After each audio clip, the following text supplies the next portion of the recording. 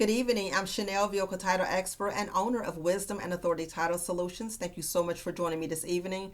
Tonight, I will be continuing with the series Title and Register in Virginia. And tonight, I will be talking about rights of survivorship as it pertains to your vehicle title, rights of survivorship. So, very important, rights of survivorship is when the title passes on to the next surviving party or parties on record in the event one party passes away. Rights of survivorship is not an automatic process in terms of the DMV assuming that this is something that the parties on record may want. So even though the title passes along to the next surviving party or parties automatically, you must first advise the Virginia DMV that you want this type of status on your title record.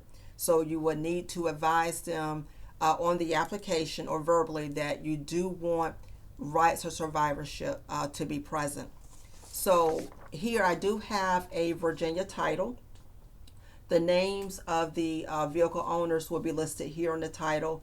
And if rights of survivorship is present, it will state so beside the names of the parties on record.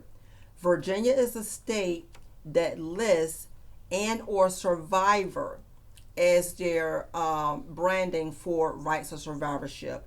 It would not be or, but it would be and or survivor. That is how the Virginia DMV again brands their rights of survivorship status for the title in question. Very important. So again, you want to inform the Virginia DMV of your decision if that's what you want. It's not an automatic process, even in the event of spouses. So if you are a spouse and the title has both of your names here, you want to be sure that rights of survivorship is going to be shown in terms of and or survivor on that title. If it's just in both names and the rights of survivorship status is not present, then the title does not automatically transfer to you. So with that being said, if you have a title that is in multiple names and there is no rights of survivorship status in Virginia, the Virginia DMV, in the event one person passes away, they're going to ask you, is there a will? Okay, and if there is a will, was it probated accordingly? And if so, then you will, of course, supply the will in question and any other supporting documentation.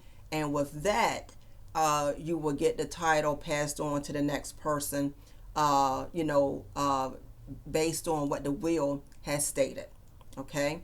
Now, in the event there is no will established, then the Virginia DMV will allow you to use what's called a certification of vehicle transfer form, which is the VSA 24 form, in the event there is no will and the title in question needs to go to the next surviving person in question. So this form here will be used instead.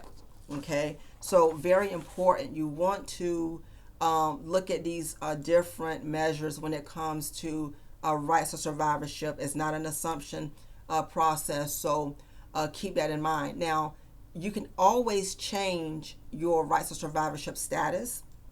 You will advise the DMV accordingly. Fill out the necessary form or forms as well.